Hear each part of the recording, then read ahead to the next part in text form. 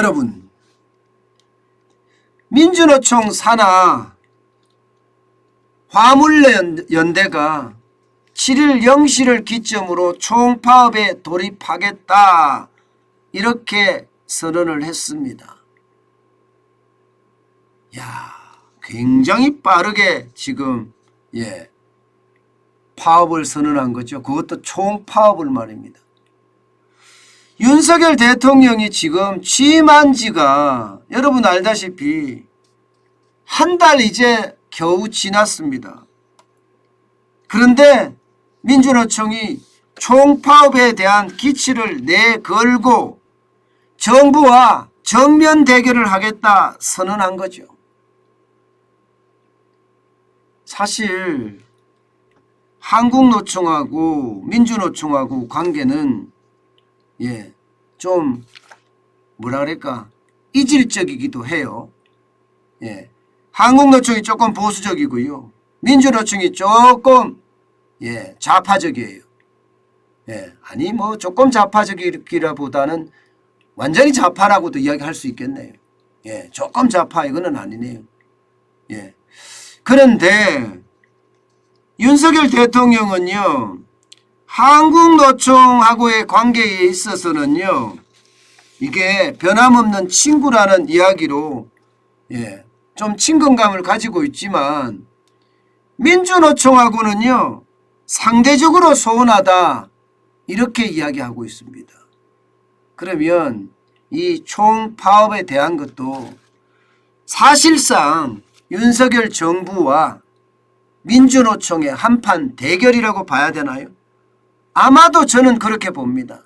제대로 한판 붙자죠. 여기에 이제 정부가 어떻게 하느냐에 따라서 말입니다. 이게 앞으로 5년 동안 노동정책을 어떻게 갖고 갈 수 있는지 아마 시험대가 될 것으로 보입니다. 명분은 그렇습니다. 명분은 아니 경유값이 너무 올라서 못 살겠다예요. 워낙 많이 올라갔잖아요. 지금 휘발유 값도 그렇고요. 2028.78원입니다. 그리고 경유도 2,000원이 넘었어요. 2,020원이 넘어서 2,020.7원입니다. 굉장히 많이 올라갔죠. 그러니까 이렇게 올라가니까 화물 운송 차량들이 지금 그 어느 때보다 심각합니다. 물건을 실어 나르면 실어 나르는 만큼 손해라는 거거든요. 그래서 화물연대가 쉽게 말하면 유가 상승으로 인해서 손해를 화물기사가 떠맡을 수는 없다. 안전운임제를 더 연장을 해라 이렇게 이야기하고 있는 겁니다. 안전운임제라는 것은요, 화물기사가 이 낮은 운임 탓에 뭐 피로나 과속 이렇게 할 수 있잖아요. 왜? 많이 실으려고 많이 왔다 갔다 하기 위해서 말입니다.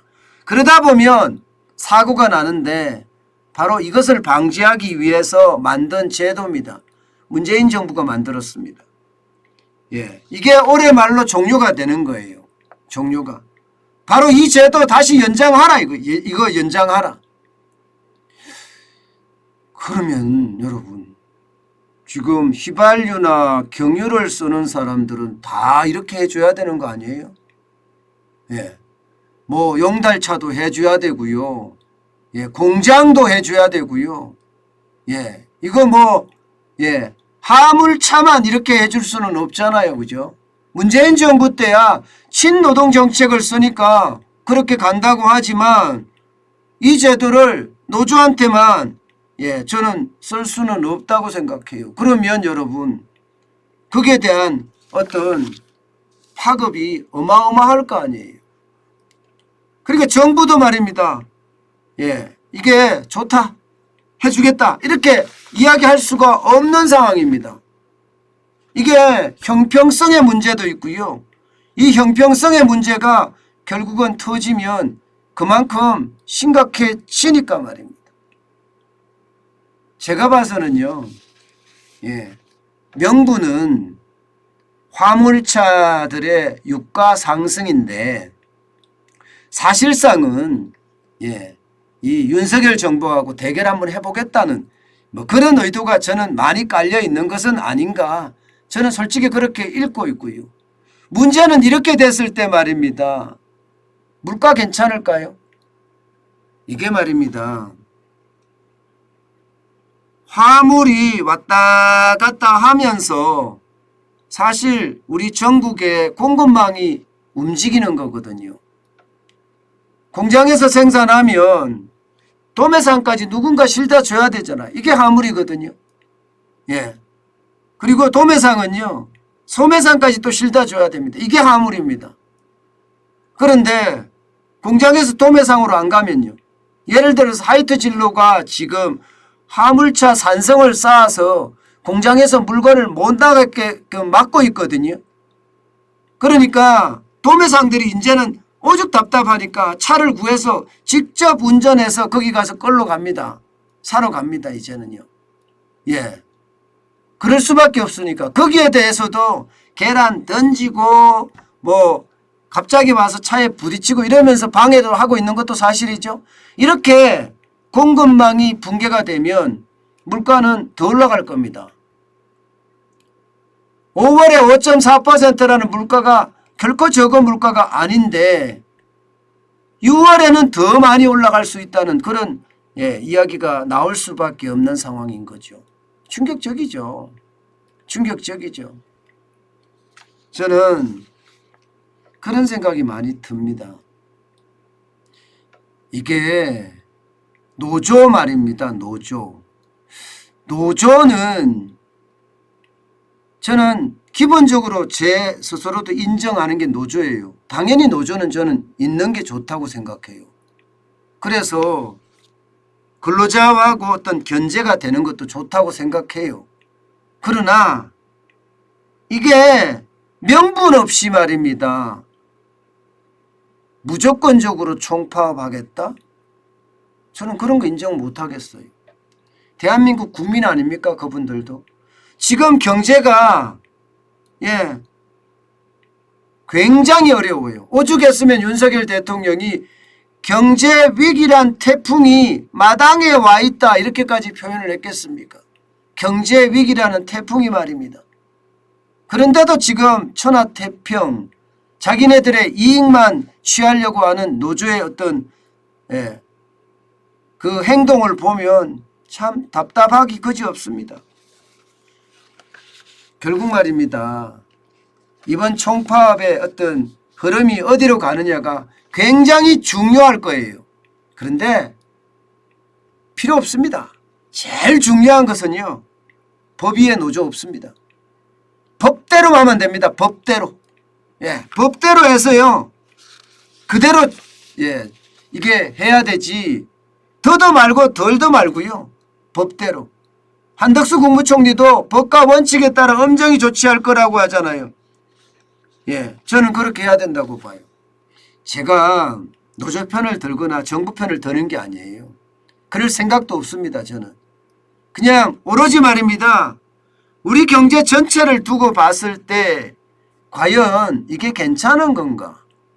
또 이 시기에 특별하게 뭐 센 명분이 있는 것도 아니고 본인들만 혜택을 특별하게 달라는 걸 가지고 파업을 하는 게 맞는가? 저는 그런 생각 참 많이 듭니다. 그리고 요구사항이 있으면 합법적인 수단으로 해야 되지, 파업이라는 방법으로 또 밀어붙인다? 여러분, 저는 이런 방법이 절대 통해서도 안 된다고 생각해요. 용인돼서도 안 된다고 생각합니다. 그 어느 때보다 불법 행위에 대해서는요, 강력하게 저는 처벌해야 된다고 봐요. 그래야지 대한민국이 법치국가가 되는 거고요, 법 위에 누구도 군림하지 못하게 되는 겁니다. 저는 이게 반드시 실현돼야 된다고 생각합니다. 제가 여러분들에게 말씀드리잖아요. 국회의원들 면책특권 다 없애야 된다고. 면책특권이 바로 법 위에 있는 거예요. 국회의원들이 왜 법 위에 있어야 되죠? 국민의 대표인데. 국민의 대표면 국민하고 똑같은 대접을 받거나 아니면 봉사직이니까 국민들보다 좀 덜 대접을 받는 게 일반적이어야 됩니다. 그런데 그들은 군림하면서 국민들을 개, 돼지 취급하잖아요. 그거 안 되거든요. 지금 노조가 저는 그런 어떤 환상에 빠져 있는 것 아닌가 싶어요. 이 근로자와 경영청은요, 항상 함께 가야 됩니다. 함께. 그런데 함께 안 가고 나만 특별하게 대우를 해달라고 이야기하는 것은 저는 특권의식이라고 생각합니다. 저는 그런 특권의식이 우리 사회에 만연해서는 절대 되지 않습니다. 반드시 법과 원칙이라는 토대로 강력하게 대응해야 합니다. 그래야지만이 대한민국엔 경제도 살리고요. 저는 법치도 살린다고 생각해요. 지금까지 말입니다. 법치가 무너져서 나라가 누구는 특혜를 받고 누구는 특혜를 못 받고 내로남불이라는 게 그렇게 많았잖아요. 바로 이게 저는 분명히 이번 기회에 없어져야 된다고 생각을 합니다.